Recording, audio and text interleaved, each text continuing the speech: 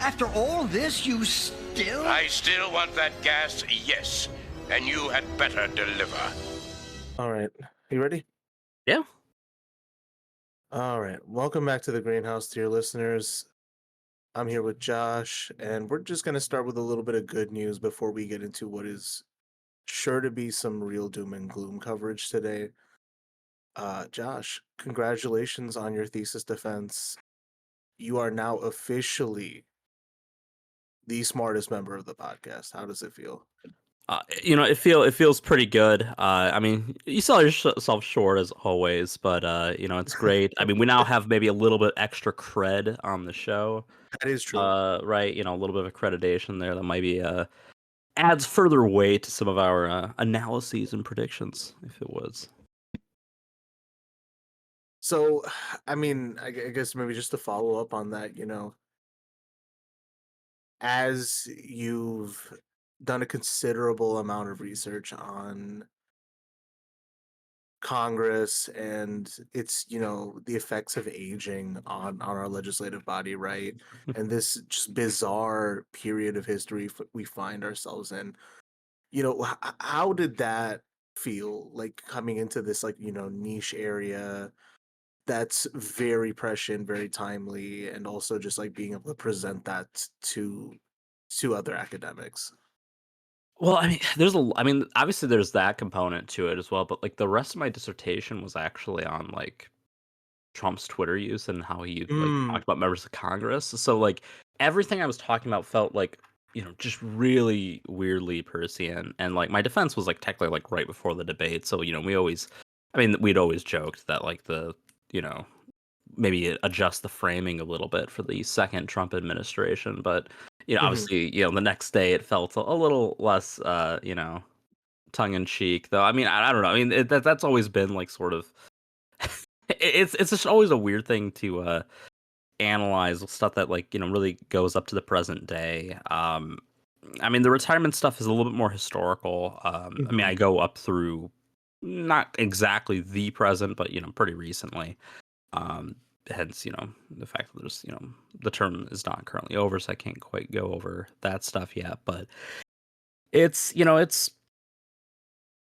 as you said, it's kind of weird where you see kind of. I mean, there's been I feel like a decreasing impact of age. You've always had members that kind of hold on for a long time, but usually it's Mhm. like, oh, it's the senator pro tempore or whatever, right? It's like it's just like okay, yeah, it's like this old guy that you see like over preside over some proceedings. They're not really important in any like real sense, but now it feels like you have like all of these folks who are um yeah, and we've talked about this before, I'm sure, on the show, but like you have all these folks who've just clinged on to power as long as humanly possible, possibly past that point, Mhm. in some cases, right? I mean, not to get into conspiracy, right? But it almost feels like there's some necromantic voodoo magic with some of these folks that's keeping them afloat. I mean that's probably the perfect segue into what we're getting into. I think it's very obvious that if this episode was about anything, given the time of release, it's basically us, trying not to break into tears with this recent presidential debate, and then this increased. I mean, we basically said it as a prediction every time we've done a Supreme Court term analysis, but like this is just another shit show from the court as well. So just I think it's worse than like anyone could have predicted, especially at the court level, to be honest. right, and I think I don't know, like some of the freak out over Project 2025, right, is kind of I don't like being vindicated, for the sake of an online argument. But it's like everything we've been talking about on this podcast is it's like coming to pass. It doesn't feel good to be right? And all I'm saying is I'm owed a couple apologies, but I kind of don't care because it just sucks to watch? So let's just get straight into it. So as I understand it too, the planned schedule for the presidential debates is generally closer to the fall, right? I think the first Yeah. was scheduled to be in October, and the Biden team says, "Nah, fuck it, let's do it in July." So just right before July 4th, we figure, okay, let's do the presidential debates. Let's get Biden right there in front of Trump. And Trump he's already in a vulnerable position. He has all his legal woes. He has all this stuff going on. You think it's hook, line, and sinker for Biden, and oh my god, I we all knew it was gonna be like two old men out of their minds talking Hmm. gibberish, but it, this was like a layup for Biden, and he missed it every fucking time. Yeah. Did you go back and watch the whole thing? I know you missed a good chunk at the beginning I with don't his know, particular senior moment, but yeah, I mean, oh my god, because I mean, we were traveling at the time, so I thought we'd be able to do like some kind of watch party or whatever. mhm. And then I end up just coming back to the Airbnb like an hour late, so I'm probably like missed the first half of it, and the second half is really where all it just went downhill, right? So I probably came into it right when it was like, Honestly, it was worse in the first half, for like as far as Biden was concerned, right? Like he okay, has like a couple times where he just stammers through some non sequitur sentence. In one case, like just pauses, looks completely lost, and that was kind of like pretty much the death knell. It was sort of the defining moment of the whole thing. Later on, I mean, you get the argument about like who plays a better game of golf. that Um, was brain rot. That was pure brain rot. Oh Yeah, my that god. was pretty bad. Especially because like Trump's mic was muted, and they had to like unmute it. Like, oh wait, like this is probably like good content, right? Like the president's like, CNN was so in the tank. Like, oh yeah. I mean, so obviously, I mean, I kind of question, how useful, like, kind of like the incessant like fact checking that you get off of like a PolitiFact or something like that is, right? Like, I don't know if mhm. it's like, I mean, sometimes I feel like they're a little disingenuous. Snopes as well, because there was they put out that recent article about how like, well, Trump didn't say that like the whole Charleston shooting, or the I guess no, it was the riot first, right? The one with like the neo-Nazi rally Yeah, and yeah, yeah. whatnot. The very fine people Charlottesville, on yeah, yeah. both sides, and they're like, well, that's actually not true that he said this about white supremacists. And it's like you read it, and it's like basically they're saying like he was talking about the rally, but there could have been people that weren't white supremacists at that rally. It's like, could there have been? Like, do you deserve the presumption of innocence if you're attending a white supremacy neo-Nazi rally? Fact checking is one of those things that's just it's been completely ruined as a concept, right?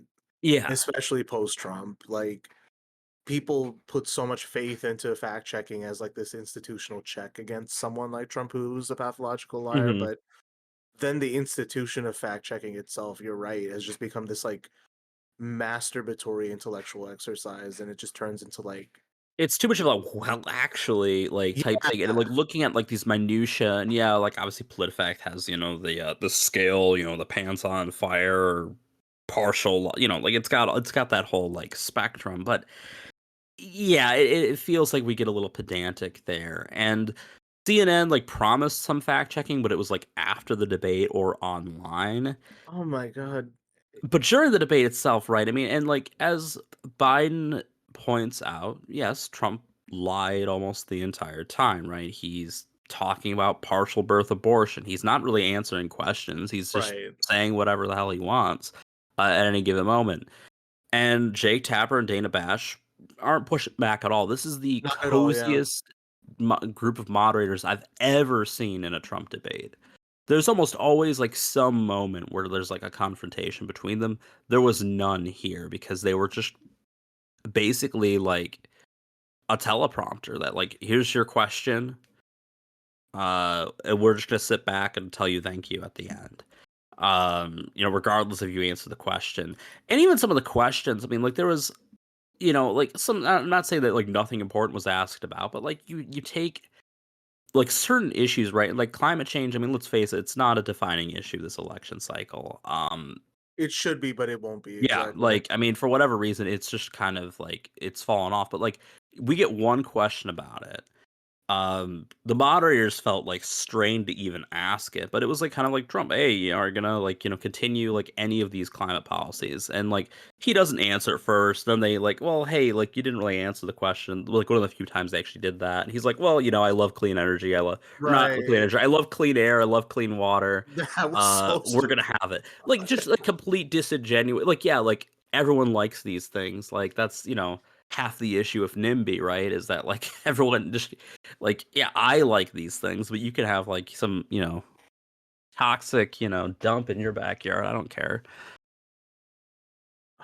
God, it's just, and I think like Zero questions about Project 2025 as well. zero questions about that. Zero, just I just remember like a few years ago, Jake Tapper had that like celebrity aura in liberal circles because he was like doing these hardball interviews with like Yeah. Trump Like staff and Kellyanne, whatnot. yeah. Yeah, and just like being like, what the fuck? But then like come back to this thing and like you have Trump at his most xenophobic. Like I'm not one of those people who's like, oh, I mean, Trump is funny, but not at this one, and especially when he's doing like the blood and soil nationalism in When in stupid like in guy the debates, terms. he's like nowadays he's like just too serious, like in Yeah, these formal things that like there's not even like the like, oh my God, can you believe someone would say this type thing? It's like, oh my God, could you believe someone would say this? he was just making like the Trump face, but like that's about it. It's like it's not fun to watch, right? And it's like he's doubling down on blood and soil nationalism. Biden's even lurching into that direction now, right? Because the Democrats have decided to go that direction on immigration and the border too, right? So this was just like a worrisome turn in like the shift in the Overton window for the US politics, but then also like it was just incoherent other than like I mean what's the Shakespeare quote full of full of sound and fury signifying nothing. That's basically what it ended up being. And from Biden, it Yeah. was embarrassing and pathetic. He had nothing to show for his decisions for Palestine. He had nothing to show for his decisions on economic policy, border policy, Not that and they he, really asked much. And yeah, I mean, they did ask a little about immigration and whatnot.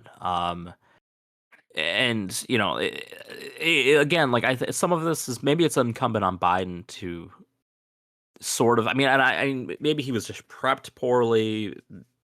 I mean, I think there's. I mean, the buck kind of stops there on certain things, of course, but like there was a lot that just didn't make a lot of sense. Where it's like even on like the border stuff, right? Like, isn't the fact that like Trump killed your effort to do something about this crisis? In their words, shouldn't this be like the number one thing out of your mouth when it comes to anything on immigration policy? and that's basically it, right? Is that okay? If Biden wants to be center right or right wing, we can't stop him. Okay, got it. But a lot of these were simple layups. A lot of these were simple, like, ways to handle a debate or a hostile person, right? You'd think a seasoned politician with Biden's experience would be able to handle that, especially someone who, like, prides themselves on being like rough and tumble with a character like Trump. Unlike other Democrats who kind of like, Those days are over. I mean, yeah, it's it that then that's the big story from the debate, right? Is like yeah, there's a few other like interesting in air quotes moments and stuff like that, but the big story, right, is that Biden looked like he just can't cut it anymore. Um, he's a lot quieter now. He sounded like he needed a bottle of water, from the onset, and maybe two. But he just kind of talks, old and slow now, and it's kind of insane. Like I was watching some clips from like 4 years ago when he ran, and I think we didn't give him enough credit for being as coherent as he was. It's such a night and day contrast. Um, what was some of the other things that came up? Oh, they asked Biden about like his record with the black community and stuff like that, Oh and my like god, oh the like black here's job shit. Oh my well, yeah, god. that there was that. I mean, that was the big thing with Trump, right? Is he's kind of talking about black jobs. There's no pushback on it. I can't remember what news anchor asked Rubio about it the next day, and he's like, "Well, of course, it's obvious he means low income jobs. I mean, it's like just giving away the plot." But they were asking Biden about, but like the way they framed the question to him is like, oh, like, you've done these things that have like improved like all these materials conditions within those communities, but it still sucks to be black in America. How do you feel? How can you look a black person in the eye, Joe? Like was basically like I'm not being a little hyperbolic, but that was basically the framing of it. It was super hostile, and I was like, the hell, like. I mean, you're not even gonna like. You're just gonna be like, yeah, Trump. We know you hate them, but yeah, why does life suck to be a African American and Joe Biden's America and whatnot? And it's just really weird. There was one moment as well, and it kind of like on that like fact checking thing, but like there was the discussion about whether Trump had said the stuff about like veterans and like prisoners of war and stuff where like they're suckers and losers. The person who broke that story in the first place, like not the McCain one, but like the one where like I think it was his former um chief of staff where he was like at Arlington or whatever and was just like, Was look it at all these Mark suckers and Kelly, that losers. guy? What? I know which one you're talking about, like the former general who was his chief of staff. I'm Yeah, familiar yeah, with but I the think it guy's was name. Kelly. But the person who broke that story to the media was Jake Tapper. And he had nothing to say as Trump Jesus. just like spent the whole debate like gaslighting on that on every other thing. But like the fact that's like this like the other things, I'm not saying they're forgivable, but like this was something you personally broke and you're just like, oh yeah, that's fine that for him to like just blatantly lie about it. It- I don't get what's going on with everybody where like they see this stuff happen and no one's like, hey, kill the feed, let's shut this shit down, or like, just in like a moment of conscience just blows the place up, right? No, they have to like sit there and pretend everything's normal. You got these two Mm-hmm. doddering old men just talking about the most insane shit. These two, that you have Jake Tapper who broke the story like you mentioned, and he just sits there and pretends it's normal. Mm-hmm. And then you have the entire electoral apparatus just sitting here like this is normal, right? And then this is also the first wave I'm seeing of like Democratic Party insiders, liberal columnists, the establishment, quote unquote, right? Finally wising up to what people have been saying for years about, Biden's cognitive ability, his ability to, stick around for all this. And then like, um, I mean, I don't know, because the whole pitch for Biden was like, he's going to be this kind of placeholder figure, clean up the party and get the act together for 2024. It was, and a lot of The people were under the placeholder bit might have been a little bit of wishful thinking, but I do think that there was that suggestion, right, that he was credibly going to be a one-term president by design. right. And then as soon as he's like, I'm running again, I'm like, well, you guys get what you fucking deserve. That was my thought in my head, and this is kind of it. So now I think like one of the most unhinged op-eds to come out from all this. I don't know if you had a chance to see this. This was from Thomas Friedman. Oh my god.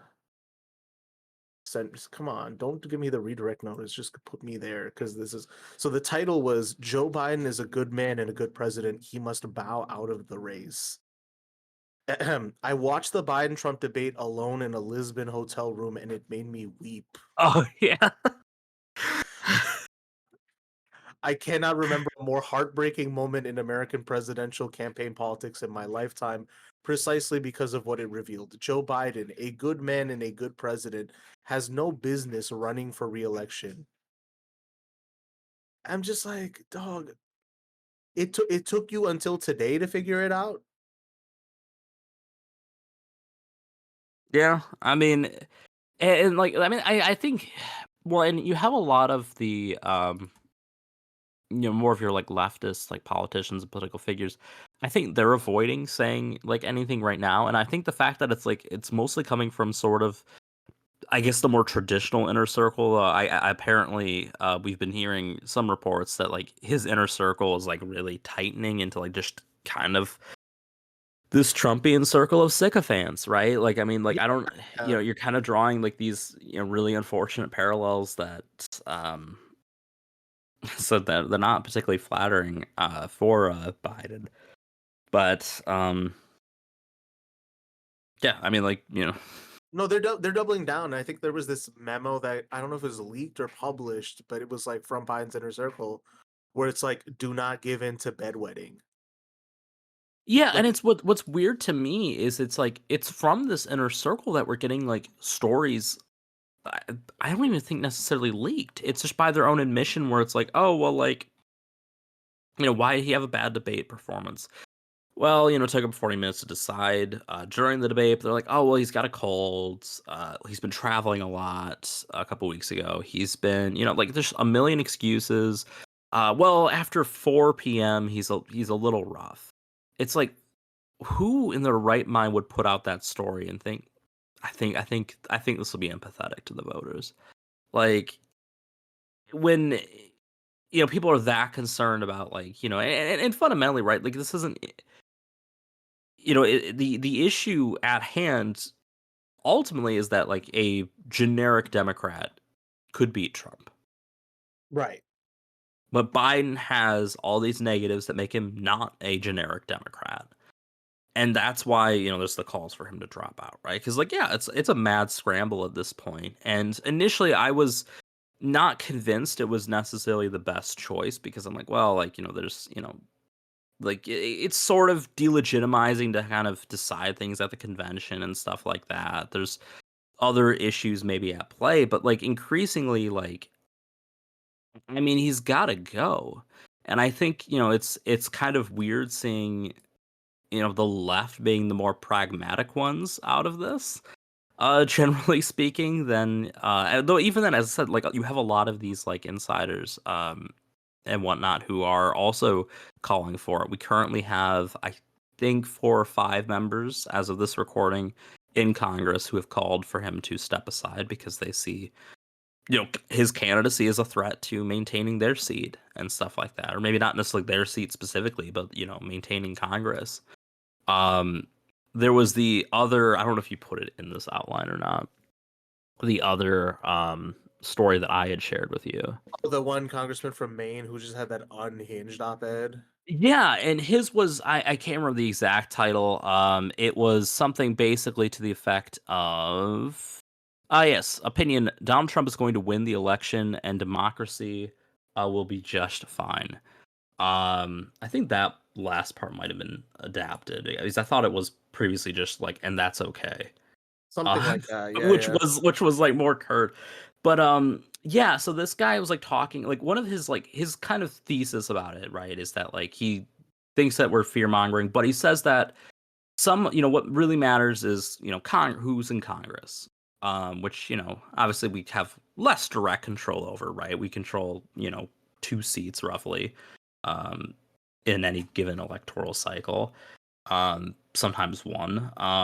But he's like, some of Congress's best works in recent years has happened in spite of the president, not because of him. And talks about how a handful of quote unquote responsible Democrats, including himself and Joe Manchin, rejected Exactly. Build Back Better.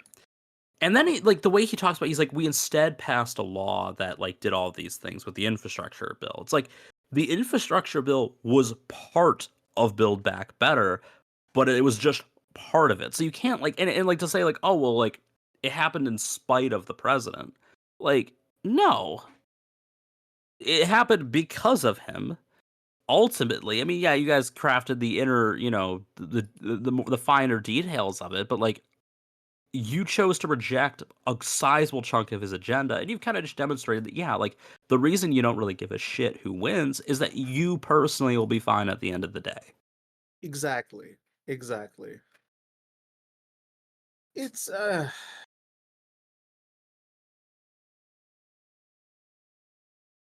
there's just so much to say about all this. Like I don't even know which one to start with, right? I think the one thing that's coming to mind, right, is just how much anti-democratic chicanery had to go into all this to get Biden in the White House in the first place, right? So you have in the 2020 primaries, the entire party coalescing around Biden for the South Carolina election Yeah. and basically, pushing Bernie to drop out. And Well, I mean, they pushed him to losing. I mean, that's true. He That's was true. eliminated before he dropped I out. mean, I'm definitely not in. I'm no longer a Bernie partisan. He's been incredibly disappointing lately, right? But at the same time, it's like, so if the machinery of the Democratic Party can operate anti-democratically and unilaterally in one respect, what's stopping them now? Like, just get Biden out of there, put somebody in. You got. I know the backbench has shrunk considerably by your guys' design, but there's got to be Yeah. a governor somewhere you guys can pick. What I'm saying. I don't Well, think it should be Whitmer, but that's another that's another discussion. I mean, if the argument is like a governor, she's probably the best pick. There might be like a couple other decent ones, but like I think she has a solid like just generic performance on the ballot, and I think checks enough of like the Well, correct I boxes, agree. right? I agree with that. I'm just like the fact is that like you can get more done as a governor than you can as the president at this point. Sure. Yeah. So it's like I don't know. It's like you put Michigan back in play for like a snap election for governor, and then that opens up another Pandora's box that like Whitmer controls for Michigan, right? But that's another thing, right? We can revisit that, but I don't understand why there's this reticence to just throw Biden away and be like, you know what, we messed up, guys. We're just gonna pretend that didn't happen. And I don't know if it's because they've backed themselves into a corner such that the only way to see this through is to go through with it, or I mean, you can't like I mean they can't like just openly like just toss him to the side like a piece of garbage. Like he has to kind of step aside. Which I mean, sure they could get him to they could convince him to do so. Um, because I think if you any other route, right, you kind of just risk like delegitimizing like the whole process, right? If we're like, oh yeah, like here's a candidate that did actually have primary voters vote for him, that we're just tossing aside in favor of our anointed golden boy Gavin Newsom or something like that, right? I mean, like, and I think like realistically, the candidate it would probably have to be like Kamala Harris, right? Like, I think she's probably the one who would make the most sense. I mean, there's election laws would let her tap into all like the millions that the Biden campaign has already raised right. immediately, whereas the other candidates would kind of have to there'd have to be some like kind of weird like period where that's sort of shifted over to their campaign, but it would be a slower process.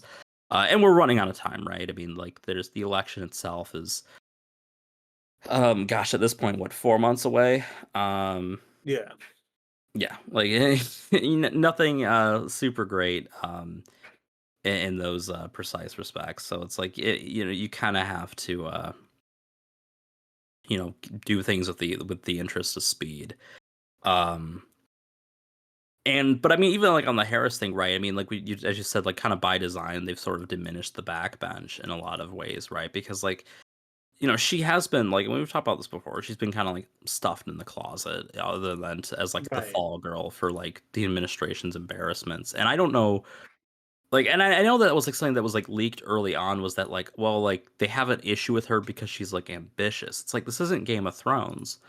Like she's not gonna like kill Joe Biden and become president. Like, I don't like what's the issue with her like wanting to be eventually above her station. Like as long as she's not like actively working to undermine him, it doesn't matter. Nothing about how the Biden White House functions. I mean, I'm not even talking about like Joe at this point. I'm just talking about like the way that entire staff and team operates. Nothing about it seems logical or consistent with anything, right? Sure. Um, I don't know, just but the only thing I can really just say is that like this is what they wanted, like this is the natural outcome of everything that was decided upon in 2020, right? They put themselves in this position, and more importantly, like the way that this party has been led, the way that everything is, longest service gets, first pick on leadership, right? It has been it's been antithetical to building a backbench for this party, right? Well, I'm not even Hmm. talking about ideology. I'm just talking about like just the practicality of how you staff membership for this party, right? Yeah. How do they expect to have the next generation of leadership for their party? I don't think it's going to exist in any reliable way. And especially if it's a ideological free for all where you have like, I mean, who was that one guy from Maine? I forgot the guy's name. Where it's just like you got Oh, yeah. I don't remember his name either. right where you see you if you just have like this new group of business Dems who are just Republicans, but like Jared Democrats and Golden. yeah, Jared Golden, that's who it was, right? It's like these guys are just Republicans at this point, right? I don't even know if they meaningfully have anything to say about social issues at all, right? So like what Well, if you're explicitly saying like who wins the election doesn't matter, it's just like it just impacts the economy. Like I right. think at that point you explicitly have nothing to say about social issues, and you've the Exactly. cat's out of the bag there. Exactly, right? It's like what does this party stand for? What is it doing? Because at this point they back themselves into this at least we're not Trump angle so deep they have nothing left to say or do. When in reality, like, you know, I'm not trying to be hokey with when I say this, but it's like, if politics is the art of the possible, right? They've had all the power for 4 years. And Joe Biden's whole approach to this thing has been like, somebody should do something about this. When it's like, dude, you're the president. You could have done anything, even if it was unpopular. And I don't feel sympathy for these guys. I don't feel bad for them at all. And that's the big thing, like strategy they're going with now is like, do you see how mean they're being to Joe? Do you see how mean they're being? This poor old grandpa. Yeah. And it's just not working. Nobody has sympathy for this anymore. Well, yeah, and I think like in the debate was sort of like this big, and I mean I think yeah, like the media, sure, like it seems to be kind of just like in the bag, right? Where it's like it's this is the dominating stories like that Joe is too old and confused, not like anything that Trump wants to do, right? And I think like reducing the election down to like that really flat dynamic is incredibly harmful, right? But like it's kind of predictable. And I don't know if you'd seen Joe's interview with George Stephanopoulos last night or not. I can only shudder to imagine. So, I mean, the idea, right, was he wanted to do the interview clearly to kind of like, assuage some concerns, and it really didn't. Like, yeah, he was coherent, he functioned, he was still quiet, but he's old, whatever. But like for me, like the story is like he's delusional.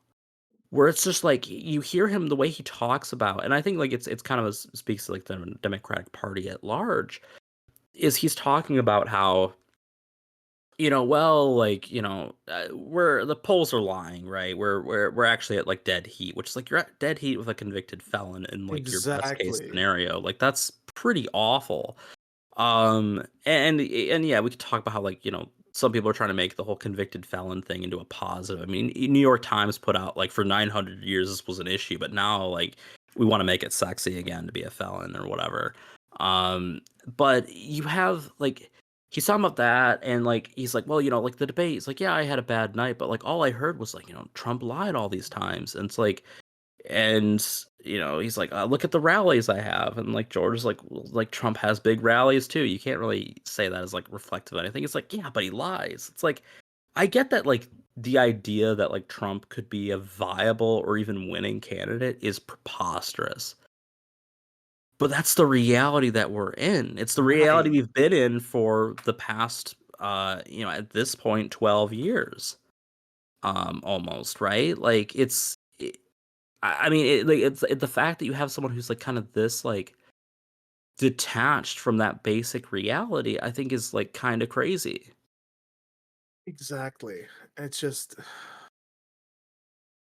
And I don't think that that's like a dementia thing. I think that that's like, I mean, that was kind of my concerns about him in 2020. But right. now it just comes across as even more delusional. And then like, George had asked him like, well, like, if you lose, with all that's at risk, like, would you be okay with that? And he's like, well, as long as I tried my best. It's like, well, that maybe that's good enough for you, Joe. The rest of us have to actually live with those consequences. And that's really what this comes down to. This is why it's been so frustrating and just aggravating to keep up with politics these last couple years and talking about it with certain people and just like how hopeless and just broken this whole process is, right? Because it would be one thing if they were running this shit strategy with lower stakes, but Yeah. so much has gotten imperiled and just like put in like dire jeopardy because they couldn't hit like one of the easiest fucking layups of all time. Yeah. It's because like they literally the Democratic Party has not adapted to 2024. It has not adapted to the moment it's in. It cannot make sense. I don't think it's adapted to 2016 still. There it is. There it And fucking and is, that's right? and that's the issue with like almost every like issue that the Democratic Party has is it's like to start unwinding it, you have to like invent a time machine because it's like no, like these are things that systemically like these are mistakes you made X many years ago, and you have not yet like sought proper recourse for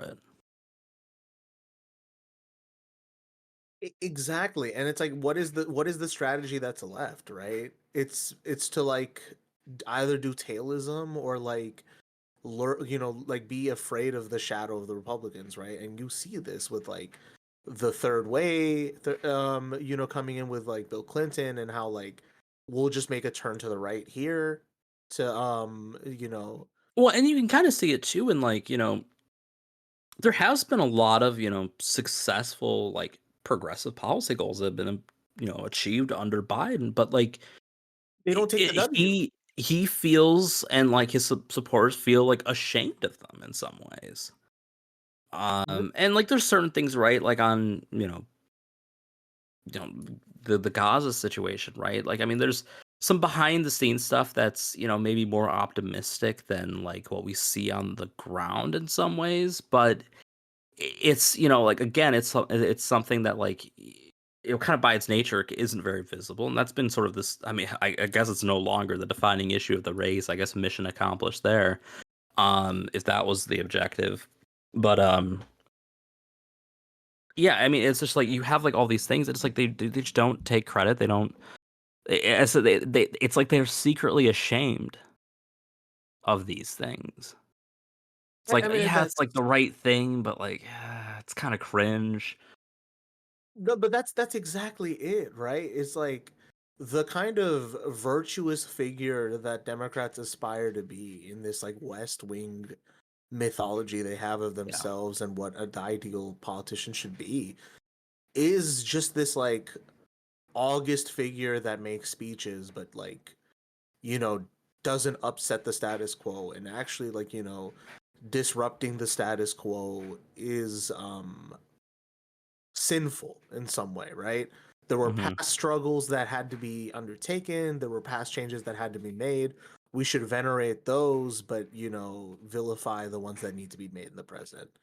And the Republicans, they fucking they exploit that mentality. They exploit that mentality so hard, and it's like I think it's like we've talked at length about how conservatives don't fucking live in reality. They have this bizarro universe that they've concocted for themselves and Yeah. now are just bent on making everybody miserable so that they can continue to live within it. But I mean, if you look at the Democratic Party, maybe I mean that's it too. They don't live in reality either. They're either stuck on something they're facing in the past, or they're living in fear of some kind of specter that ultimately tells them not to do anything.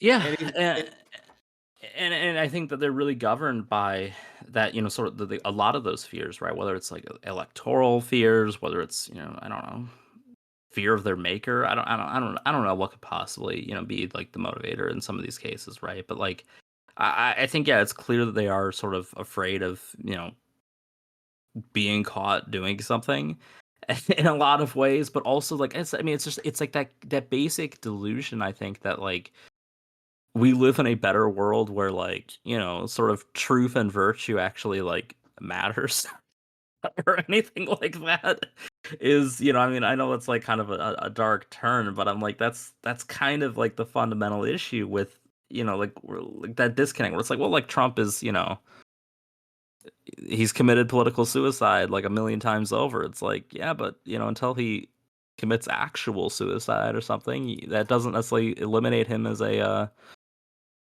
viable political threat in today's country.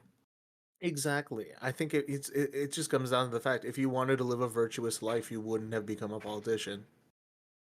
Cut and Yeah. dry. Well, and I think that and unless there's anything else you want to say on that, I think that can segue pretty well into the Supreme Court thing, where basically they have identified that like if you're if you want to be a moral politician, you're basically a sucker. Oh my god. Yeah, let's get into the Supreme Court. Just give me like 1 second. I'll be right back. Okay.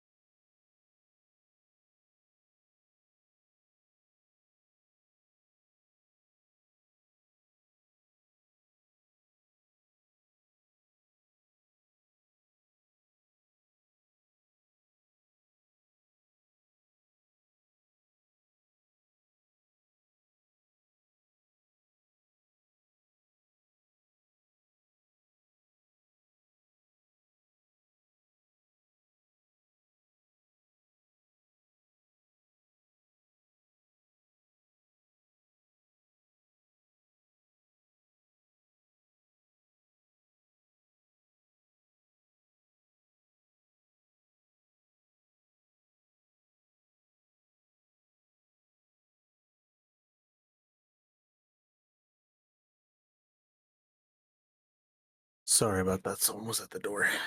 All right, that's fine. Okay, so yeah, I mean, the Supreme Court term, right? So this happened like pretty much in near succession to the debate, right? So Yeah. let's get into like probably I mean, all of it sucks. All of it fucking sucks. But I mean, the big one. Well, I mean, to be fair, there was a couple decisions that they did sort of the right thing on. But like, I mean, I don't think I think that like conceding those is kind of just, I think, giving too much credence to the institutionalist argument that they try to I give mean, I mean themselves. that's basically it, right? Where it's like, if anyone in this day and age, in the year of our Lord 2024, still thinks that the court is this like unbiased, non-political actor in the political process, you're not gonna fucking make it. And in fact, I don't think anyone's saying it naively. I think they are saying it with malicious intent, right? Because Yeah. they only sop those like cases where they do something right to appear that way. You'll have the conservative justices, like Well, and I dissent think, and one of those cases is the abortion pill one, right. where I think doing the right thing is actually probably the most political thing they could have done, right? Because Exactly, it was exactly. the decision was written in such a way that it was like, yeah, we're leaving this up to the second Trump administration to do something about, but we don't want to like, cripple them at their feet again like we did with Dobbs. Exactly. And I mean, that's the other thing too, right? Is that as the court has become increasingly more unpopular, I'm sure they want to save their skin a little bit. And just as a little tidbit, um, Clarence Thomas once again showing his ass. The Chevron decision, okay, he had the opportunity to recuse himself, but because he was at a donor summit for oil executives and shit, you know what I'm saying? Yeah, He should have fucking recused himself and didn't. The thing with him and like him and Alito, right, is like there's been this like talks about like, and it's gone like nowhere, right? About like, oh well, we need like ethics reform for the Supreme Court. That is, I'm not even necessarily sure is a bandage for its issues, right? And Like the that issues, code of conduct bullshit. Oh my god. yeah, like the issues. It's like, I mean, frankly, like, I mean, other than the fact that my personal preference would be that like Clarence Thomas dies alone and penniless. At the end of the day, it doesn't really matter to me whether he did something horrible and then was financially rewarded for it or not. It's the bad thing that he already did that's the problem. And Exactly. like, I don't think he's like being like bribed in a way that's like changing his views. I think he just already holds these views and is just, again, and according to the court, right, it's fine to give people money for acts that they've done after they've already done them as a gift rather than a bribe. I can't remember which case that was, but that was a decision they made this term as well. See, that's exactly it, right? Where it's like this quid pro quo mentality and fetishization in the legal field, right? Where it's like it's only corruption if a guy with like a raccoon mask and a bag that has the money symbol on it hands it to you and then says on tape, "I'm giving you this money so you do XYZ." And then you Yeah. say, "I accept this money and we'll do XYZ." That is the only standard for corruption they have. And that's impossible. That's not even how it fucking works. My Yeah. voice cracked. That's how fucking upset I am. God. So let's get into Trump's W's from the court. They not only is CNN in the tank for Trump, you also got the court in the tank for Well, Trump. I also should point out too. This is kind of important for like the overarching thing is that 6-3 was like the most common configuration of decisions in this court. Almost all on an ideological split. There's like one or two where there was like I think the one of the Trump ones related to like the January 6th rioters. I think Ketanji Brown Jackson was actually in the majority for whatever reason, and Amy Coney Barrett dissented. But the reason I like draw attention to that, right, is like our sort of natural view of the court, right, is that like, well, it's it's ideological and whatnot, but that hasn't necessarily been true, and it shows that the court is increasingly making more controversial choices, Mm-hmm. right? Usually, you do get a lot of like 9-0, 8-0, 8-1, like the 8-0 is for like a recusal, right? Which I mean, obviously, if there's a recusal, probably which of the justices probably recused themselves. And it wasn't Clarence Thomas or Samuel Alito, or probably, most of the conservative side, to be honest. But the fact that like we're moving away from like those more consensus type cases and into these more controversial ones, I think is like really troubling in terms of just where we're heading. Right? It's like there's little restraint in how this court is choosing to act, and they've this term especially created a recipe for you know they basically have turned themselves into busybodies. They've ensured that the court is going to have a role in almost any policy going forward and almost any presidential act going forward. Yeah, I mean, basically, like you said, former presidents are entitled for immunity for official acts taken while in office. And bear in mind, like a lot of the electoral uncertainty, especially in that brief window between the debate and the Supreme Court, rulings, hmm was somewhat hinged on the fact that Trump is incredibly vulnerable. Now, I mean, this is carte blanche. You know what I'm saying? They just gave him carte blanche. The whole convicted felon angle, like, is kind of that they were ready to exploit. I don't know how they run forward with it from how the Democrats operate, right? But Well, more and than that, because the rest of most of the charges that he's been faced with, like they certainly won't be decided before the election because you have to, pierce through, are they official acts or are they not, and therefore do they even go to court? exactly, exactly. So it just creates more time, like time wasting for Trump to exploit, right? Hmm. But then also, like, I don't know. I've always fallen back on that old, like, oh, if they have to, get one, if they arrest one president, they'd have to arrest all of them, and maybe that is the thinking the court's operating with. But Well, I mean, they it, explicitly, like, Rick Roberts was like, during questioning, was kind of appalled at the idea that it would mean that, like, maybe FDR could be prosecuted for Japanese internment during World War II. It's like, I mean, if good, there's anything that a president should be prosecuted for, I mean, that's probably on the list. Like, right? And that's what I'm saying, right? It's just like I don't do the pearl clutching. If it means that every fucking president has to be prosecuted on something, go for it. I don't care if it's my guy versus your guy. Like, if that's the standard for justice, if we claim to have a justice system, that's how I think it would work. But again, it's the 6-3 ruling on ideological lines for Trump specifically, right? I think mhm. we can thoroughly dispense with the notion that the court is a neutral actor at this point. I think we can thoroughly dispense with the idea that conservative justices act in any moral or principled way. Yeah. This was just to get Trump off. And more And broadly, there's no originalism here, right? I mean, this is about as like, I mean, think of like, as much as we kind of, taunt and sort of make fun of sort of like that kind of elementary preschool level of, like, civics, right. what you've been told is like just not true anymore by this, right? I mean, you're, like, the idea, like, I mean, and yeah, we sort of romanticize, the founding of the nation, right? But it's like, oh, like, we didn't want to be ruled by a king, and here we are, like, basically, practically just giving, divine providence to our elected leaders. Exactly, right? I mean, that's we've talked at length about how, like, the project of, the Heritage Foundation and other conservative actors is to have this kind of, like, Christian nationalist, almost like monarchist style of government moving forward, right? Hmm. Um but it's like, I mean, hell, I'm willing to put people on blast. I should be careful about how I do it, but, like, there was a person I had on this show a while back. And this person in private was always like, judicial activism is reprehensible, it's regrettable.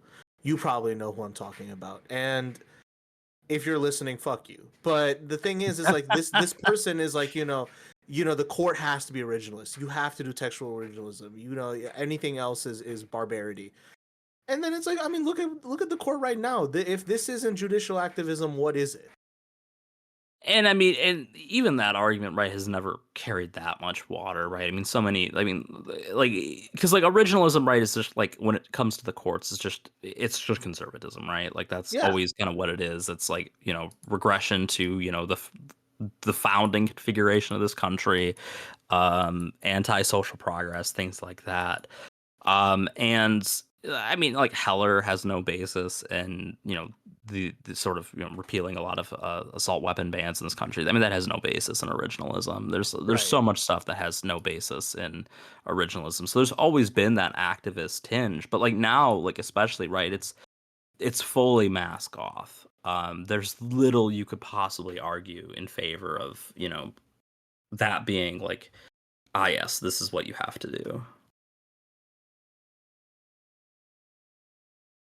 And really, I mean, judicial restraint is probably the maybe like the most, originalism thing you could do, right? I mean, judicial review wasn't even in the Constitution.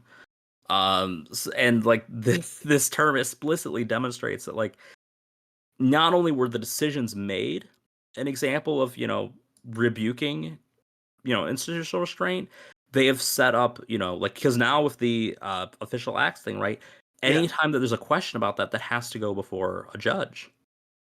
And, like, these judges are appointed perhaps by the president, who is, their, uh, that they're making decisions about, right? I mean, like, I don't think that that's gonna, translate into exactly a fair process.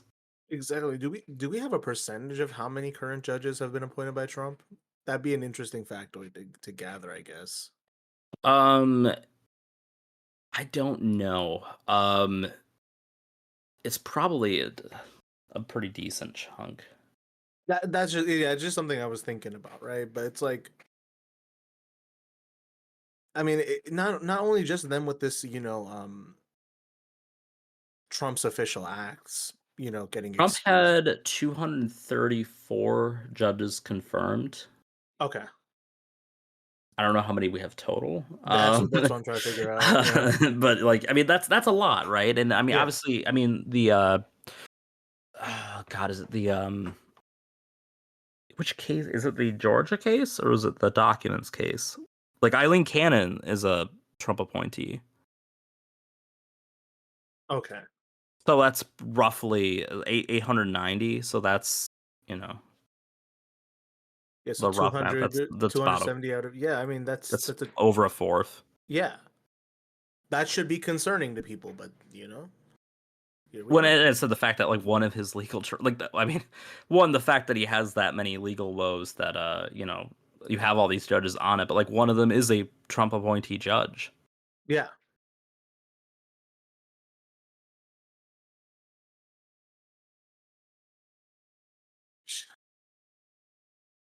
So I mean, if that's not enough, then I mean, we can talk about how like, oh, they upheld like abortion bills, right? And like that is a net good, but I think it was definitely cynically They were applied. incredibly narrow where they did it, though, right? I mean, it was Right.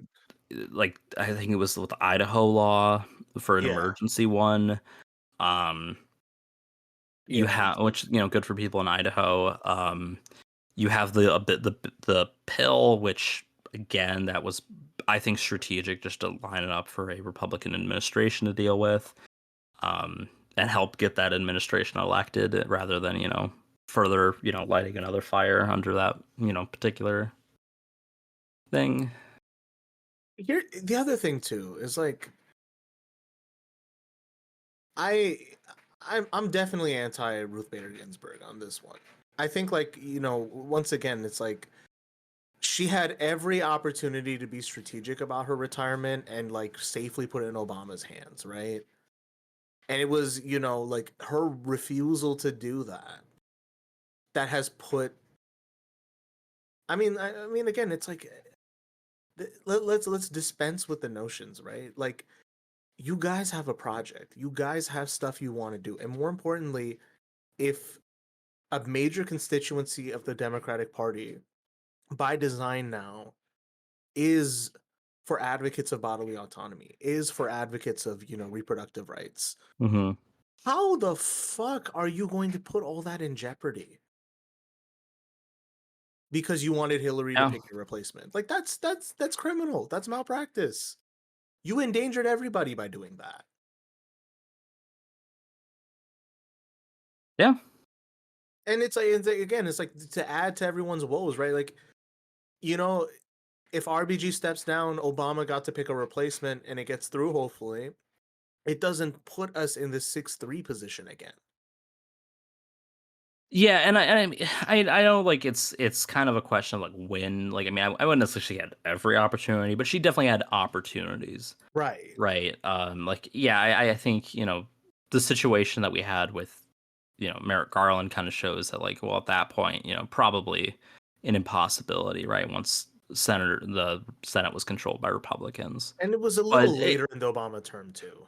yeah, and I think that like I mean it's kind of a general weakness that I think Obama had with his judicial appointees. Like he didn't put a lot of effort into like getting a lot of them through. I mean, a lot of them kind of got obstructed and stuff like that. But like there wasn't really a strong push to get them through. They kind of pulled the trigger on like the nuclear option for lower court appointees probably way too late. I mean, they were about to lose the majority at that point. Um, Kind of a waste of time, but I mean, administrative incompetence is kind of, the theme of that era. I mean, it's going to continue to be the theme of the Democratic Party at this point, and it's Sure. It's distressing actually that you have all these. I mean, I don't know what we want to call the left in America anymore, right? But so many of these constituencies are kind of trapped within the matrix of the Democratic Party base, right? Whether Mm-hmm. it's environmentalists, reproductive rights, civil rights, civil liberties, disability, a bunch of these, you know, I wouldn't even call them progressive causes. I would just call these like these are practical things that citizenry needs for day-to-day stuff, right? That need to be represented by the Democratic Party because that's who's left to do it. Mm-hmm. And they fumble the bag for all these groups every fucking time. The only group they serve at this point are the most inside baseball of the bunch who like just like the politicians at this point. I don't know, like I mean that's what I say. Any W's they've had, they don't advertise them. They don't like say, "Hey, we did this for you. Mm-hmm. Let's keep the momentum going." Um, so like this entire apparatus, whether it's like liberal court justices, whether it's the Democratic Party writ large, whether it's any sympathetic administrators within the federal government, they're all asleep. I mean, I don't know. They're just fumbling the bag so fucking hard. And then let's get straight to this point now, right? This is probably this is unfortunately predictable, especially given last year's Supreme Court term. Mm-hmm. But let's talk about the Chevron decision because this is just, I mean, Yeah. So we've discussed this one before, and I kind of predicting this would be the end of it. And I think this one came as less of a surprise than immunity, right? I think immunity, with how long they were taking, people assumed I like, well, like it's just that's gonna be Trump's win. It's just how long it took. Um, but the reality is like no, they took that long, and just I guess to pour more salt into the wound. From the court's resident institutionalist John Roberts, who wrote the decision. I think he might have wrote this one too. I don't quite recall, but yeah. So this Chevron deference again, sort of was this key, metric that we kind of use to defer to agencies in terms of interpretation of ambiguous laws like the Clean Water Act and things like that, right? Is like right, obviously there's a certain level of like acidity and stuff like that members of Congress aren't going to be as familiar with. um what this and we've repealed that, right? We've gotten rid of that inference, which doesn't necessarily mean that these agencies have lost their ability to make interpretations, but it does mean that every interpretation they do make is almost certainly destined to meet a lawsuit at some point for a judge to then decide if and when it's okay to actually interpret that correctly. So we've basically, in this already heavily litigious country, right? We're the most litigious right, country on the face of the earth. We've just opened a whole new can of worms into this. Um, every policy now has the potential to, done by an agency has the potential to be um, undone by any random judge. I mean, obviously there's an appeals process and probably eventually get to the Supreme Court, but like this is I mean, it's kind of insane, like the amount of like just like hoops you have to now jump through to get to any of that, like to get to accomplish much of anything now. exactly. And basically, like, I mean, as we stressed above, right, is that the business conservative hard on for dismantling the regulatory state has kind of been fulfilled by the Roberts Court at this point, right? Yeah. So I mean, just with like the damages that's being done to the administrative state, right?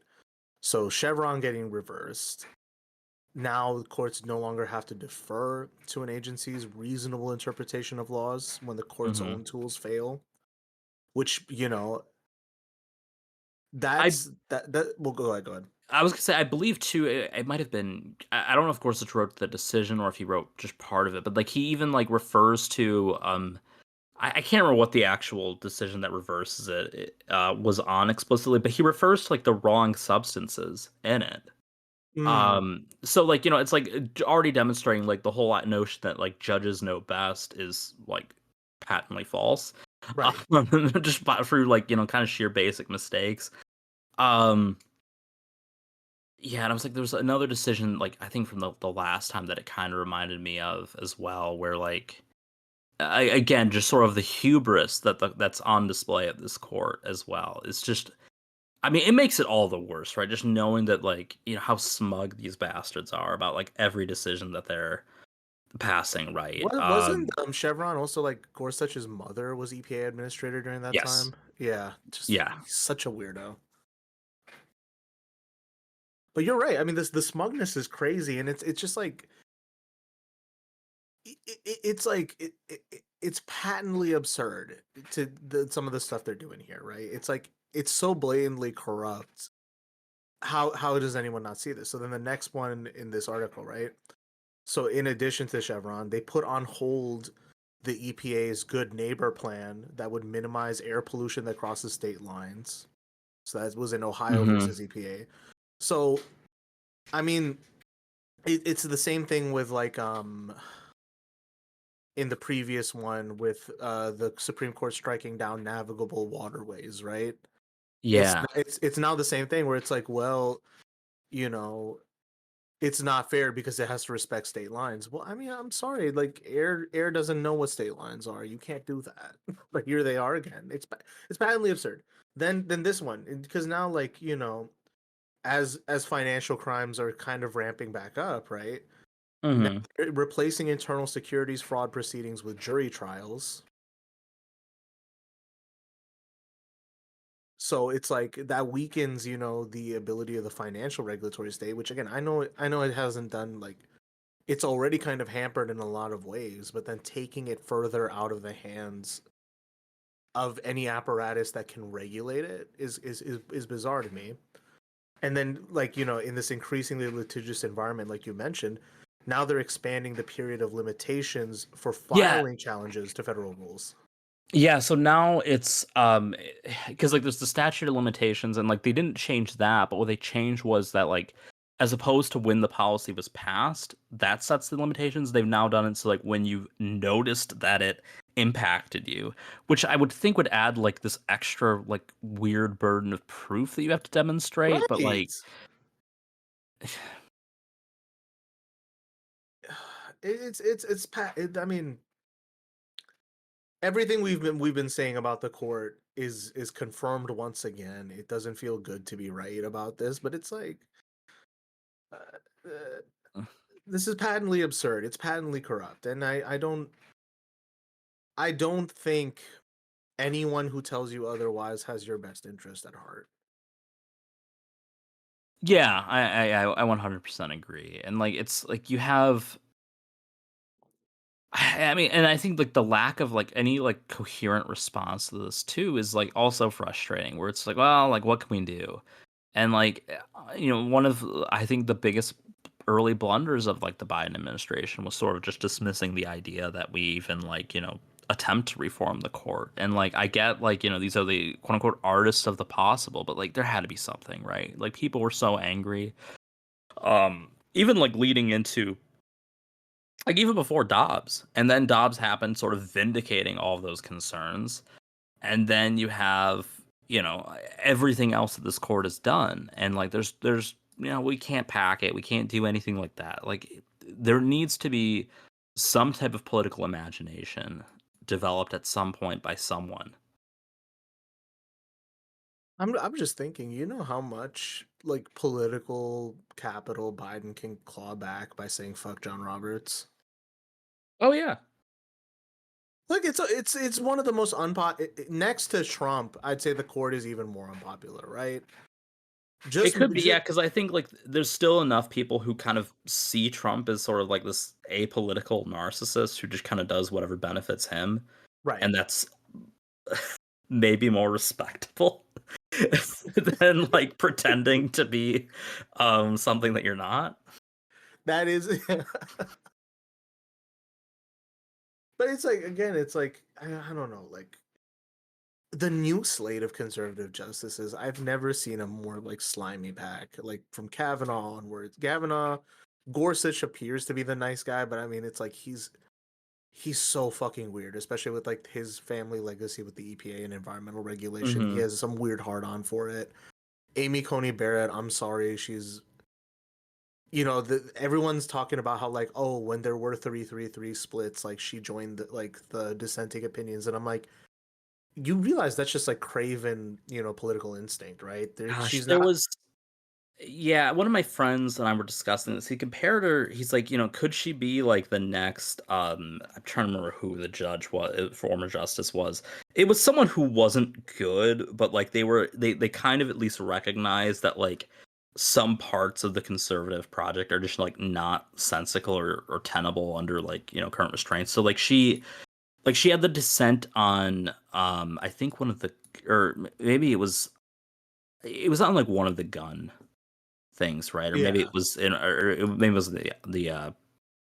maybe it was the majority on the one that did pass, right? The one that which was the 8-1 gun thing. Let me see. yeah, it was like the domestic violence offenders who can be stripped of your United but like States versus Rahimi. Yeah, yeah. yeah, but like she kind of talked and tried to like talk back on like because Thomas introduced this kind of wild rule more recently. I think it was like either a term or two ago, where every type of like gun regulation has to have like some like basically antebellum precedents.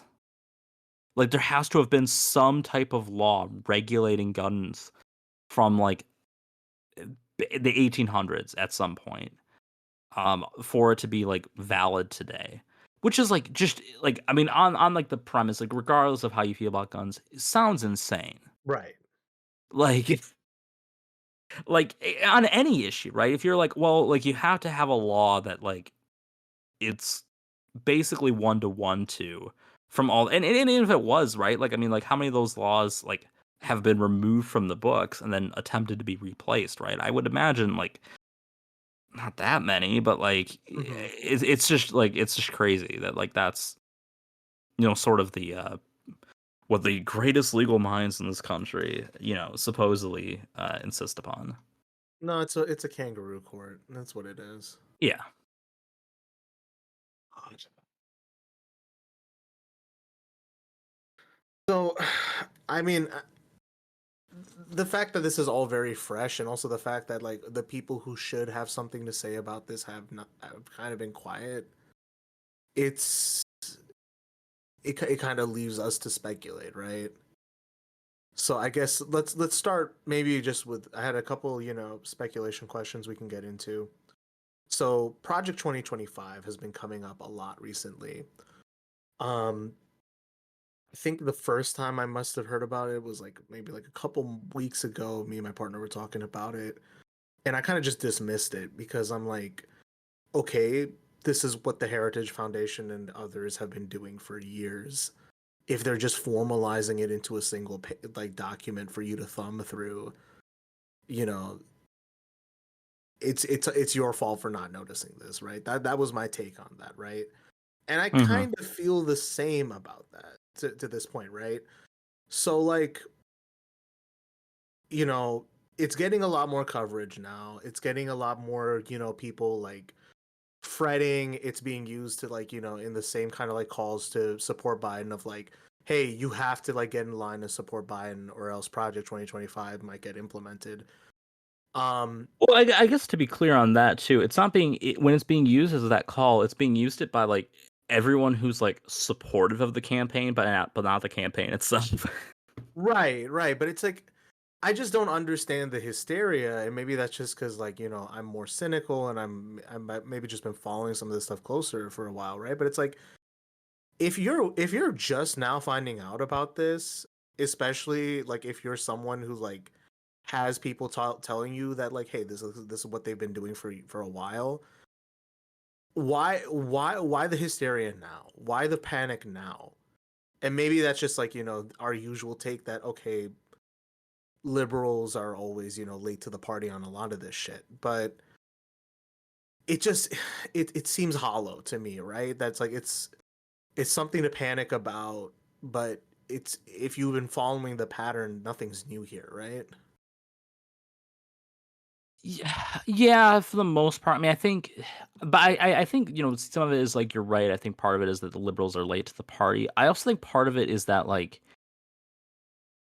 every time that like these types of things have been floated, they've like kind of failed disastrously. Mm-hmm. But I think I think people are like really concerned now, like where you have a president who's or a presidential candidate who's like willing to be as like you know, blatantly authoritarian as possible. So it's Mm-hmm. like, well, like, what's stopping him? And we've seen, especially thanks to the Supreme Court recently, we've seen the guardrails completely like, stripped off their hinges, right? Like Yeah. that like this seems not only plausible but like very easily executable is like the big problem that I think is really kind of like driving a lot of hysteria. So I guess like, does has there is there going to be some kind of formal response from the Democratic Party on like how they plan to fight back if and when they lose, or if and when, like, let's say Biden does make it somehow across the finish line again for the second term? How do they prevent something like that from happening? Will they even go that route? And my money's on no, right? But what I what think does the I think that when Trump was elected in 2016, we kind of saw the Democratic Party just kind of like collapse on itself. yeah. What saved them was that you had grassroots activism. You had like the Women's March pretty immediately.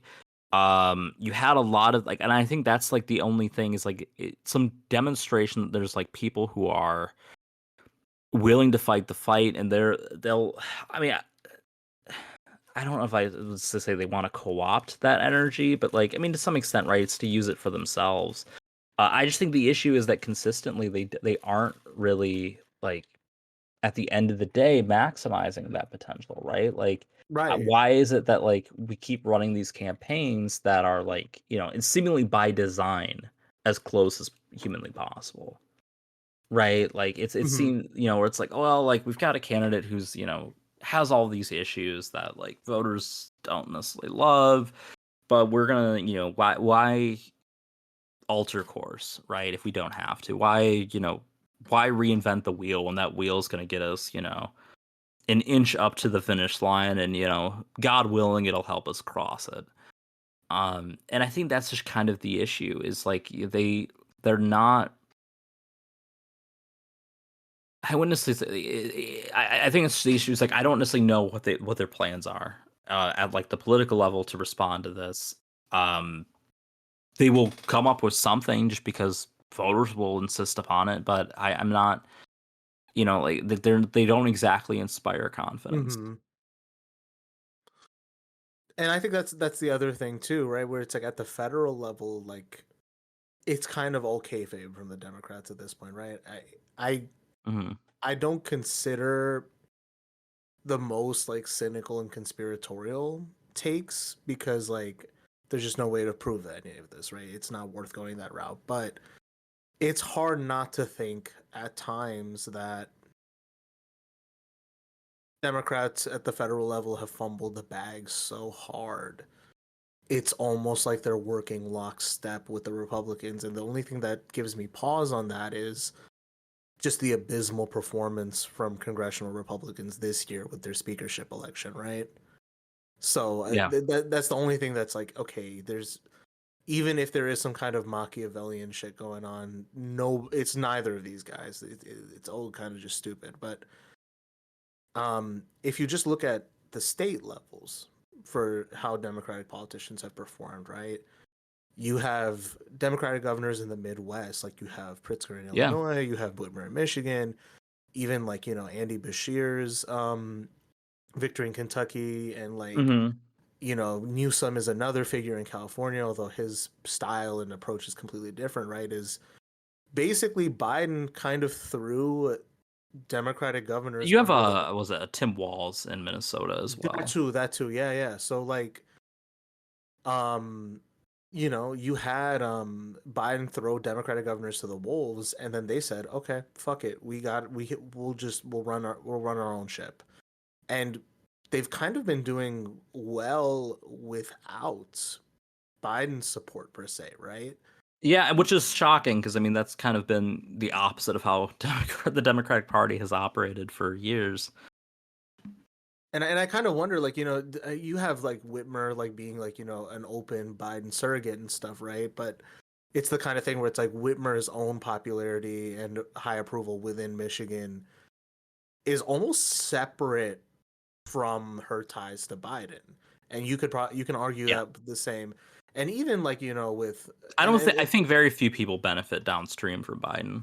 no, they don't benefit at all, and then even then like all these other governors like whether or not they're popular in their own states, they have these approval ratings from insiders on their own merits. And Newsom is, I don't know, Newsom's his own case. I don't see him as part of the same thing. He's a I don't know.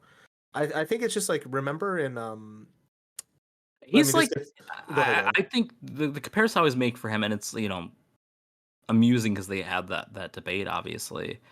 He's basically the Democratic DeSantis, just with like being like a little bit more charming and competent. Yeah, yeah.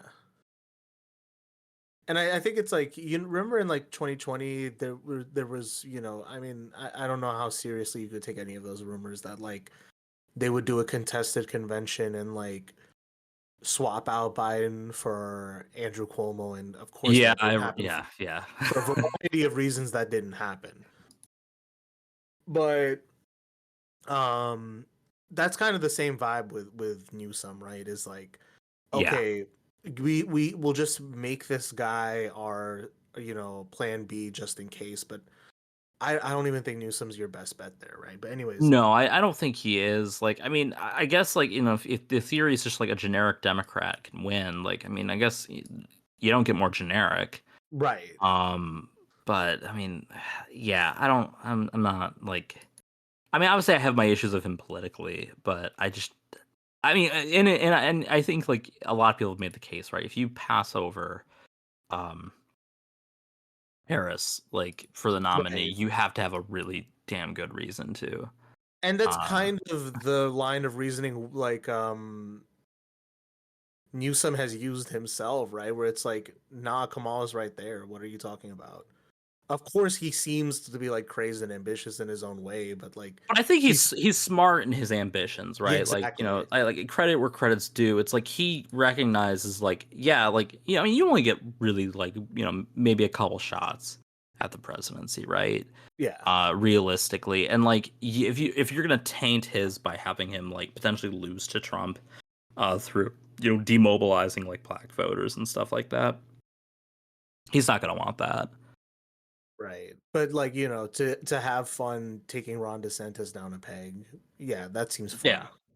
Raise your national profile doing that. That seems fun. exactly. Yeah. So, on that point, right? How does the Democratic Party establishment and leadership apparatus expect to handle a completely incoherent Biden? And how likely is it that he's going to be made to drop out, or what would happen after that? Sure. So I mean, I think. I mean, I actually like. I mean, I know like we've kind of have doubled down on him like staying in the race and whatnot, but I still feel like it's semi likely he drops. Um, and the way I expect to see it handled is, I mean, like I mean, this might sound idealized, but it really is how they have to kind of do things, right? It's like you have to have a very clear and quick consensus at the convention that, like, all right, well, Harris is our new nominee. Mm-hmm. She has the most sort of democratic legitimacy by like sort of being on the ballot by proxy. Um, the VP is sort of the natural heir apparent. All of those things, like those are like things where you sort of just kind of consolidate around that. Mm-hmm. You will have people lie to you about their prior positions on Joe Biden, that they thought he 100% should have stayed in the race, and they'll say that they admire his courage or some other hokey bullshit, to be honest. Like that, I think that's going to be like what you're going to see out of that is like you're going to see like a lot of just kind of about face, no one sort of taking and no one like everyone's going to like dismiss like their priorly held positions that may have configured against that not happening, except for John Fetterman. John Fetterman will probably he would be more than willing to die on the sinking ship, I'm sure. God, Fetterman's another mess. Yeah, and I think like just to repick the thread on Whitmer, right? Is like I think someone in Whitmer's shoes would rather prep for 2028 than this year. Mm-hmm. Just because like the presidency seems like a poison chalice at this point, the way like Biden and Trump have kind of handled all this. Sure. But also like it's like just my take, right, is that Midwest governors taking the reins and like actually being able to deliver on very solid stuff that Biden just dropped the ball on. They have the opportunity to keep the momentum going and still build the case for themselves. And I think like, they do a disservice if they like jump ship to run for president, but that's a separate opinion. Yeah, I would agree. And I think like with Whitmer, like I think the prospects are better than like DeSantis, Yeah. right? Like I think that like she does have like and I think like of the Midwest governors, she probably is like the best choice in the sense that like she sort of she represents like a first with being a woman and whatnot. I think and Michigan like being like kind of like this like key battleground state that Biden is at considerable risk of losing. Just locking that up alone, I think would be massive. We didn't mention him; he's not a governor, but you probably have kind of in the wings here. You've got your Pete Buttigieg's. He's kind of built a little bit more of his brand as Secretary of Transportation. I think some of the gaffes that he had with the other Palestinian crisis in Ohio. That and I guess he wasn't as bad there. It was some of the other ones that he was like kind of sort of. I think he has a real risk of just being kind of like all talk, no show. But like, I mean, if anything that we've learned in the past 8 years is that that's good enough to win the presidency. Yeah. Like the system kind of benefits, people who can just sort of talk the talk. I mean, probably more than the past 8 years, really. But yeah, that's kind of figure I'd float him out there as well. I don't think again that he would be someone that they would necessarily feed to the wolves this time around, but probably in the future. No, if anything, Pete's career in recent years has just been a ploy to move out of Indiana, and I understand. I understand why he would wanted to get out, but like, please leave Michigan, sir. You're not welcome here.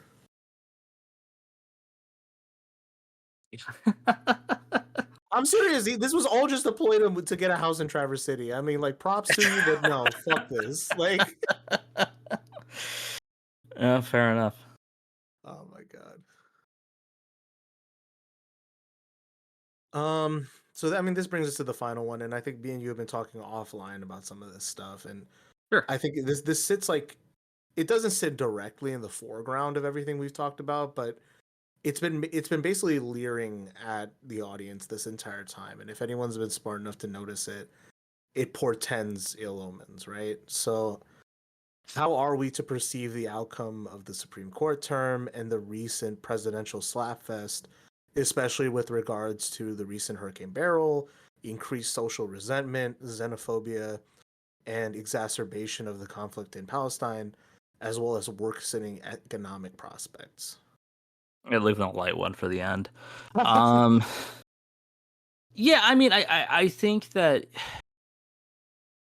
Gosh, I mean, I find these people to be like the most annoying people on the face of the planet. But when people are like, "Oh, like this is happening as a distraction for something else," right? But like, I think we are like more preoccupied, right? With, I think unfortunately, like that presidential debate performance is just preoccupied like everything else, in like kind of the whole media apparatus, which I think is really a shame because like obviously, yeah, like there's a whole bunch of other problems, right? The Supreme Court term has kind of like we've made we've strengthened the presidents, but like weakened the administrative state in such a way that like, and the way we have strengthened the presidents too, right, is in a very like kind of selfish Machiavellian type way, right? It's not like, I mean, Biden can't like, I mean, I guess unless he was like literally like, hey, like as an official act, I want you to hack into like, our student debt database and erase everything to erase student debt, right? Like, Right. I mean, there's like maybe that as like possibly an angle he could take, but it's not like he can just go like, oh well, then that means Robert's decision that I couldn't erase student debt is not true, right? It's like we've enabled the worst parts of the presidency, but weakened the better like parts of it that are actually able to like perform effective positive change. Yeah. And like yeah, obviously that is going to not help with these types of things, right? I mean, Hurricane Beryl and like the immediate present, right? I mean, obviously, I assume we will get relief passed and stuff like that to make repairs and stuff like that once it hits. But like we're not addressing the broader climate concerns, right? I mean, it's Yeah. kind of I don't know if I've seen climate change less discussed than more recently, because I mean in some cases, right, our problems of the fate of our democracy and stuff like that are a little bit more of immediate concern. But in general, it just doesn't seem like there's, like I think those things are paired, right? Like, there's the risk to democracy poses a great risk for, our climate and environment. And I think there's not necessarily a ton of attention being paid there. Um, Social resentment, we didn't really talk about it as much this episode, but I'm sure we'll have plenty more, you know, culture war and all that fun stuff to deal with in the not so immediate or perhaps pretty immediate future. But I think like all these things, right, and xenophobia, we're seeing, I don't things haven't exactly improved on the Israeli-Palestine front. I mean, it sounds like we might be closer to a ceasefire deal. Again, it seems like the issue is fundamentally at like the Netanyahu government, and Yeah. I don't necessarily know how best as Americans we can necessarily do anything about that. It's kind of this existential crisis. I don't think, regardless of what happens there, I think that like we've seen like these deep entrenched scars of like xenophobia and racism and whatnot in this country that I don't think are, they're not going to go away the minute, a ceasefire is achieved or whatever Yeah. else, right? Like you're going to still have these problems with, with that people have been, openly Islamophobic, anti-Semitic, etc. And actual is anti-Semitism, right? Like not just the oh, you don't support Israel, you're heathen. There's actual like stuff, mostly probably on the right and stuff, right? I mean, we've seen like Nick Fuentes like holding more and more rallies and stuff like That that. rally was in Detroit. Oh my god. First of Yeah. all, the fact that they did in Detroit was ridiculous. But then like just Hmm. yeah, like how brazen and I think that's the one thing that like has been upsetting in all of this, right? Is that not only has there been like a resurgence of like very xenophobic Zionism, especially in American liberal circles, Hmm. but it has been followed up with anti-Semitism more broadly, Yeah, and the the convergence of the two is a very ill omen. for sure. Um, I think we have talked about this in past episodes, and I do want to kind of follow up on this one too, right? Where it's like, we've talked about how like people's brains have been broken from like the Syrian refugee crisis, right? And it's like the thing, and like everything you've been pointing to, right? All this stuff is connected. It's not set disparate. It's not like discrete. Like all these things feed into one another, right? And like I remember one time, like when this was like a long in 2016, I think. What's like I shared something about how like the Syrian refugee crisis is tied to the climate crisis, and someone we know was a lot more centrist liberal was like, you're stupid. Like, why would you say that? And it's like, no, but they are. And I think, like, in recent years, right? And it might be out of sight, out of mind, because border policy has only shifted to the right in the Biden term, right? Mm-hmm. There are increased cycles of migration and immigration to the United States as political instability, you know, proliferates, and also as climatic conditions get worse. Like, people are losing their homes, not Yeah. just, in the United States, but like across the Caribbean during these hurricanes and stuff. And they, if people seek refuge in the United States, they're not doing it to steal jobs. They're doing it because they think this is safe, right?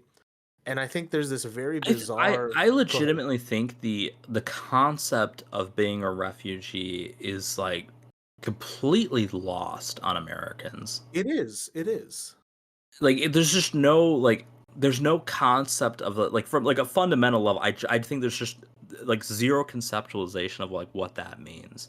Like very few people like seem to grasp like I mean I don't know, you'd think like in a country where we pride ourselves so much on like home ownership and stuff like that, you know, for those who can, you'd think that like those people would kind of like think like what are the circumstances that you would like willingly like leave your home, like Right. yeah, and not just like, you know, like the kind of incessant whining you've seen from a lot of people like, oh well, like, you know, if you don't like it here, just leave. um right, and like let's face it, right, I mean like there's I mean the people who whine about that are the ones who get, you know, like W's handed to them like every day, but they still like, you know, insist on, you know, that they're the victims. Right. No, I mean you're 100% right, and I think, like, I don't know. I was talking to my partner about this. Like, do we just not understand permanence and impermanence as Americans? Is that, like, do we just lack object permanence as a consequence of having this, metaphysical reality, right? But at the same time, it's like, we rely so much on the free transport of, well, there's not necessarily the free transport, the free flow of money and goods across the world, right? Hmm. But then, like, to take it a step further and be like, and yeah, people also freely flow across the world. That is a bridge too far. Yeah. Just like the idea of open borders, like, it was never seriously discussed.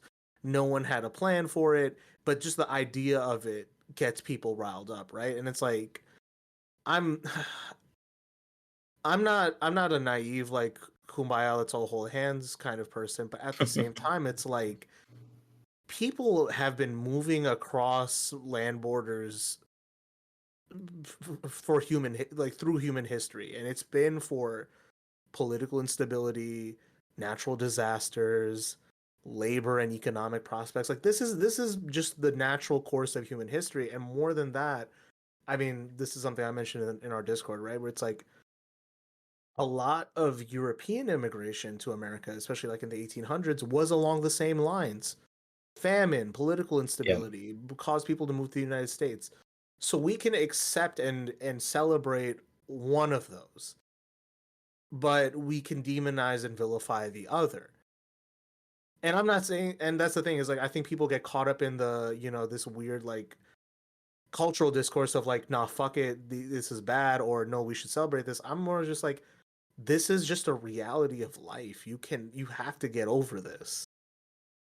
And Hmm. moreover, you have to deal with, like, the consequences of this, if you want people to stay within their borders, you have to build a more cooperative world system. You can't just, like, I don't know what the fuck these people want. I don't fucking know what they want.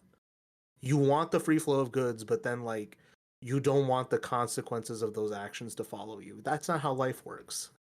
Well, That's I not mean how it's geopolitics works. yeah, and I think it's just you're maybe giving it too much credit that they're even like thinking this through Oh, on they're like not. on any 100% level. not. Nah. Like I mean like they aren't necessarily thinking about the free flow of goods. I mean like yeah, obviously they experience it, right? They order something on Amazon and it arrives in a few days. Um and like that's kind of that's the furthest they're thinking about it. They don't necessarily, I mean, like they don't think about like, oh well, like think about all the parts in your car, and how many of those things are built in this country versus made elsewhere, and is it really a made in America, and all this stuff. Like they're not really like thinking about that stuff on a fundamental level. They just don't. We have these, I don't know if it is just like, I mean, that's always been like sort of the prevailing trope, right? Of like immigrants like taking jobs. I don't know if that's like the fear, right? Like, I don't know if that's like necessarily like, yes, like this is what we're afraid of, is like an immigrant is going to come take my job. And like, let's face it, right? I mean, we're seeing um probably more jobs outsourced than being taken by immigrants anyways. Right, Like right. for like the people who would be like realistically concerned about this, is you're more likely to just get that job outsourced.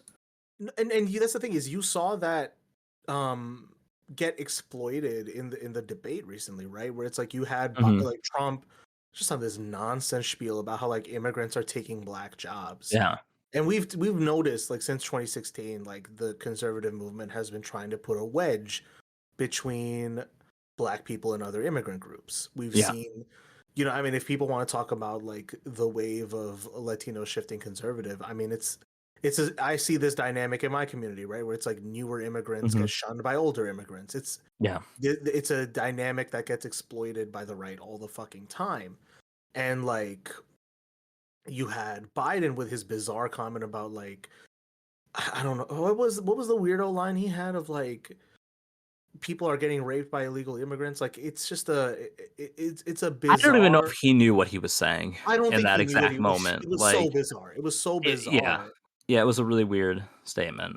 But like, Um, but the fact that he landed on that just doubles down on this like xenophobic tendency we're having, and it's like, okay, if you want to prosecute this specific issue of people crossing the border illegally without talking about it at the source, which is like the reality of political instability in areas we've meddled in, that economic prospects have been worsened as a consequence of that, and that people have to find solace and refuge in certain places, and that ends up being here, specifically in a country where we have been importing labor from the south of the border probably since prior to World War II, right? Like the Bracero program is probably like one of the mhm. formalizations of it, but like, I mean, America and a host of other countries, like, I mean, like the Western world acts like they don't do this, but this is literally how the first world functions: is we import labor to do this stuff all the fucking time.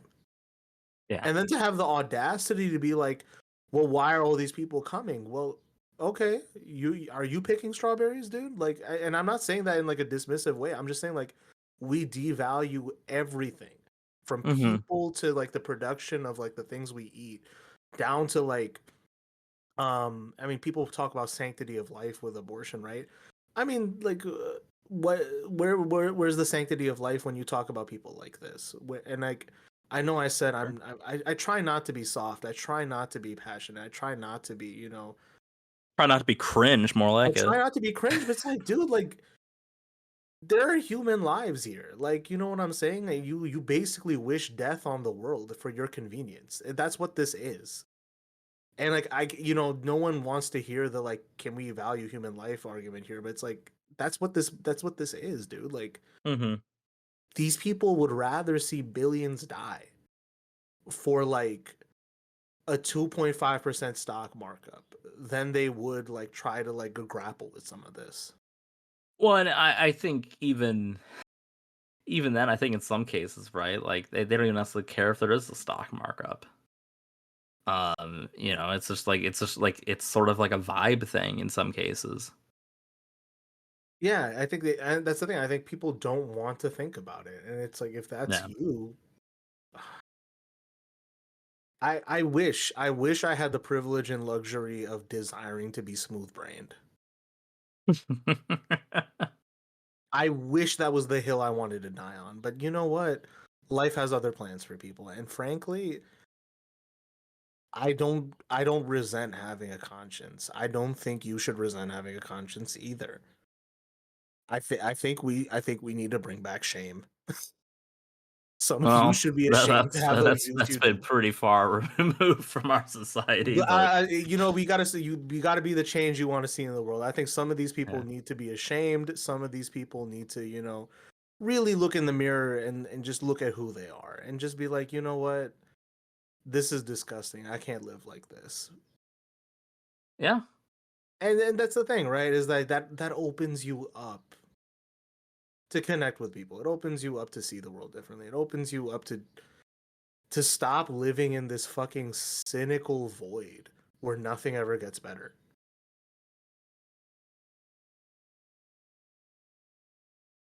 Yeah. I think But if you'd that's rather good live in the fun. void, okay, go for it. That's you. But they just want to take us there in the process. Yeah, I mean that's what it's just. I mean, I don't know. Like times are rough right now, especially. Like it's just Yeah.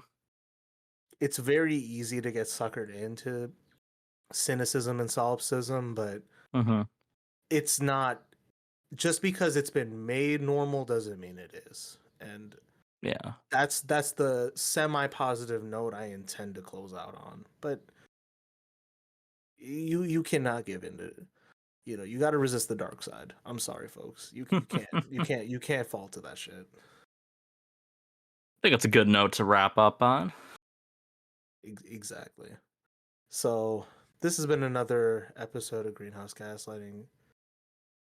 Thanks again, Dr. Josh, for coming on this one. Always a And the pleasure. last. I'll have the Actually, links. I'm too big for this now. No. Yeah, we gotta talk pay rates. Yeah. So the show, yeah, we gotta raise the budget on this one. Oh boy. Oh my god. I mean, I did get a reassuring message from somebody that was like, of all the podcasts that started in the pandemic, I'm one of the few that still lasted. I feel like that's probably accurate. But it's like, again, like it's also just hard to do this discourse. You know what I'm saying? Like things are just bizarro world right now. Yeah, they are. They are, but it's always, I don't know. I might be overstating it, but it's like just knowing that you're not insane is always refreshing Yeah. to me. Exactly. We'll have to, cure the insanity by reviewing the insanity that is Gundam Seed Freedom eventually. We will get to that. And also I also did want to eventually get you on to talk about your research, so we will plan Sure. those shortly. Those will be fun. So I'll have the links to our social media and everything else in the show notes. Stay tuned for the next one, folks. We'll see you next time. Take care.